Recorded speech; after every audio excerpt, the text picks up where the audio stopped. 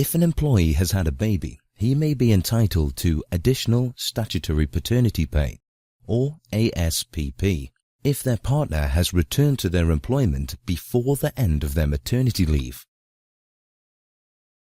Before recording ASPP in Sage 1, you can check your employee's eligibility by going to the HMRC's website.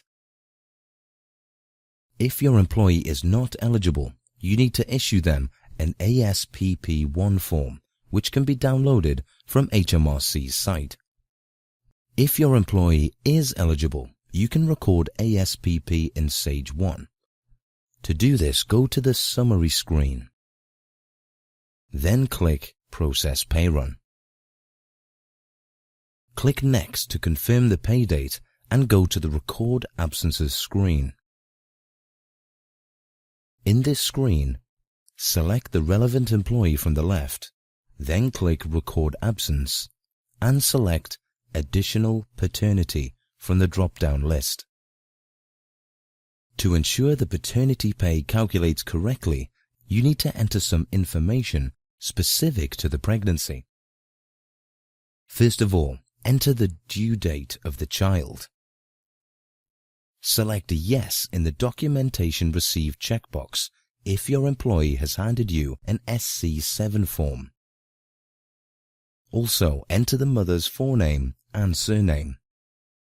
The qualifying week will automatically generate based on the due date that you enter.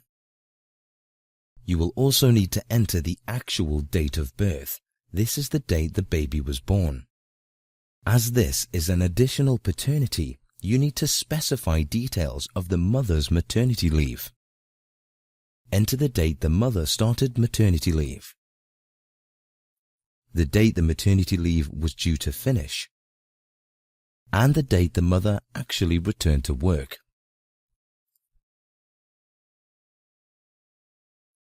You'll need to enter the start and end dates of the additional paternity leave. If you're not sure when your employee expects to return to work, you'll need to agree this first before completing the absence. However, you can amend the end date later if anything changes. If you have just started processing your payroll in Sage 1, you may get the error saying the system does not have enough information to calculate the average weekly earnings, AWE, at this time. At this point, you need to calculate the employer's average weekly earnings and enter these manually into the program. If you need help with this, you can contact HMRC, who can offer guidelines on how AWE is calculated. When you've entered all the relevant information, click Save. Then click Next. Sage 1 will automatically calculate how much ASPP your employee is due to be paid based on the information you have just entered.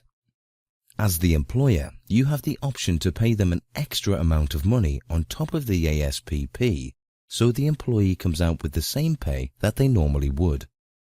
If you'd like to do this, adjust the figures in the rate box accordingly. If not, you can remove these lines by clicking the cross on the left or amending the rate to 0. When you're happy that your employee's pay looks correct, you can then complete the pay run. To reclaim the ASPP, you'll need to run your P32 and submit an EPS. Sage 1 will automatically calculate how much you can reclaim from HMRC and inform them that you're reclaiming that amount. When your employee returns from additional paternity leave, do not delete the absence from the Record Absences screen. This can cause Sage 1 to correct their next pay, as if the employee needs to repay the additional statutory paternity pay. Recording additional paternity pay in Sage 1 means you can sleep easy knowing your employee's pay is taken care of.